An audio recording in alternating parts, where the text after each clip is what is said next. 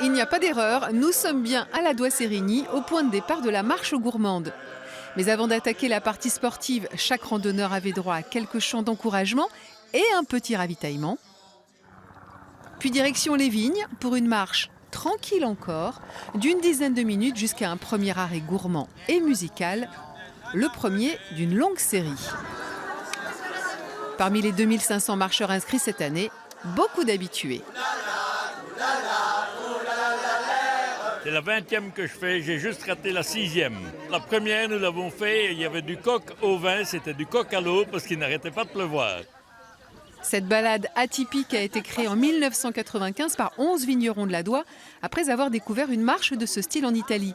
Depuis, ce sont toujours les mêmes 11 vignerons qui organisent l'événement, dans un but à la fois festif et viticole.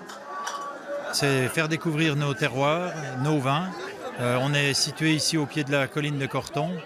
Et c'est important de le montrer puis de le faire savoir. On a des vins c'est un petit village, une petite appellation, mais qui méritent tout à fait d'être connus.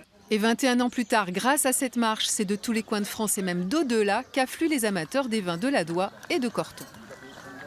Il y en a qui viennent de Nouvelle-Zélande, il y en a qui viennent de Chine, d'Australie, d'Angleterre, États-Unis, Hollande. Autant de gens séduits par les lieux, les vins, les plats, mais surtout par l'ambiance.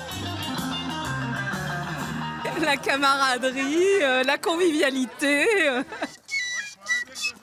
C'est pas les 5 km qui sont fatigants, c'est le tout cumulé. Un mariage entre activités physiques, festives et gourmandes qu'heureusement chacun pouvait faire à son rythme. Mais quand ils sont dedans, ils y sont pour